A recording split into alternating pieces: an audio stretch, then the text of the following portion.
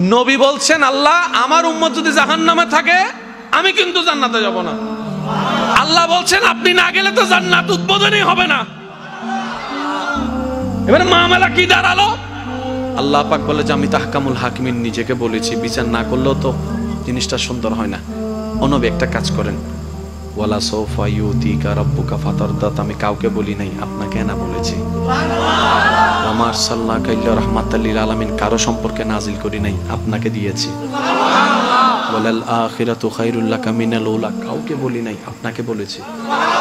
আর আমি আল্লাহ ভালো করে জানি আপনি হচ্ছেন উম্মতের দরদি নবী।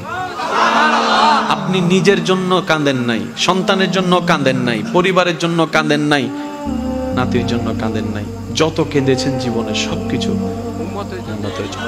এমনকি হাসরের ময়দানে যখন সর্বপ্রথম আমাদের নবীকে আল্লাহর হুকুমে তোলা হবে, আমাদের নবী উঠেই জিব্রাইল আলাইহিস সালামকে প্রথম প্রশ্ন করবে, ও আমার ভাই জিব্রাইল, আমার উম্মতগুলা কোথায়? আইনা উম্মতি, আইনা উম্মতি, আমার উম্মত কোথায়? আমার উম্মত কোথায়? আমার উম্মত কোথায়? আমি উঠার আগেই নাকি আমার উম্মতকে জাহান্নামে দিয়ে দিয়েছো নাকি? কোনো আমার উম্মত কোনো জাহান্নামে চলে গেছে নাকি? জিব্রাইল বলবে, ইয়া রাসূলুল্লাহ, প্রথমেই আপনাকে তোলা হয়েছে, এখন আর কাউকে তোলা হয় নাই, প্রথমেই আপনি উঠেছেন। আমার নবী বলবে, আমার উম্মতগুলা কোথায়? জিব্রাইল বলবে, ইয়া রাসূলুল্লাহ, এখনো তারা উঠে নাই, উঠবে একটু পরে। নবী দৌড়াই চলে যাবে আল্লাহর রহমতের দরবারের দিকে। সিজদায় যে পড়বে, একটাই কথা থাকবে, রব্বি হাবলি উম্মতি, রব্বি হাবলি উম্মতি। একটু মনোযোগ চাইবো আমি আশিকদের, রব্বি হাবলি উম্মতি, ও আল্লাহ আমার উম্মতগুলাকে আমাকে দিয়ে দাও। তো উম্মতের লিস্টির ভিতরে তো আবু বকর সিদ্দিকের নামও আছে, উম্মতের লিস্টির ভিতরে তো ফারুকে আজমের নামও আছে, উম্মতের লিস্টির ভিতরে তো সাহাবায়ে কেরাম আজমাইনের নাম আছে, উম্মতের লিস্টির ভিতরে তো আহলে বাইতের নাম আছে, উম্মতের লিস্টির ভিতরে তো তাবি তবে তাবি আল্লাহর ওলিদের জান্নাতীদের নাম আছে। এবার আল্লাহ পাক বলবে, আপনি যে বললেন রব্বি হাবলি উম্মতি, উম্মতকে দেওয়ার জন্য আপনি কে আবু বকরের কথা বলছেন? নবী বলে যে না, আমার আবু বকরকে নিয়ে চিন্তা নাই, আমার ফারুককে নিয়ে চিন্তা নাই, আমার ওসমানকে নিয়ে চিন্তা নাই, আমার আলীকে নিয়ে চিন্তা নাই।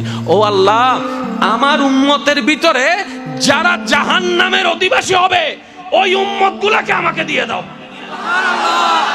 আল্লাহ বিচারক হয়ে বিচারক করবেন, জাহান্নামীকে জাহান্নামে দিয়ে দিবেন। আহকামুল হাকিমের দায়িত্ব শেষ। এবার নবীকে আল্লাহ সিজদায় যাওয়ার অনুমতি দিয়ে সুপারিশ করাবেন। নবীর সুপারিশ কবুল করতে করতে নবীর উম্মতকে, আল্লাহর বান্দাদেরকে জাহান্নামী থেকে জান্নাতি করে দিবেন। জগৎ জিজ্ঞেস করবে, মওলা জাহান্নামী আবার জান্নাতি হয় কেমনে? ফেল কখনো পাস হয় না, পাস কখনো ফেল হয় না, কথা বলেন না। দিন কখনো রাত হয় না, রাত কখনো দিন হয় না, জাহান্নামী কখনো জান্নাতি হয় না। আল্লাহ তুমি যে জাহান্নামী দিলা এটা সঠিক, আহকামুল হাকিমিন বিচারক হয়ে দিছিল। আল্লাহ জান্নাত পাইলো কেমনে?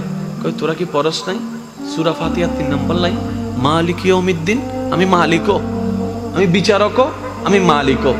বিচারক হয়ে বিচার করেছি, যার যতটুকু প্রাপ্য তাকে সেটা দিয়েছি, বিচার শেষ। এবার মালিক হয়ে, রহমানুর রহিম হয়ে দয়া করে জাহান্নামী থেকে জান্নাতি বানিয়ে দিয়েছি। আল্লাহ আমাদেরকে সে নিয়ামত অর্জন করার তৌফিক দান।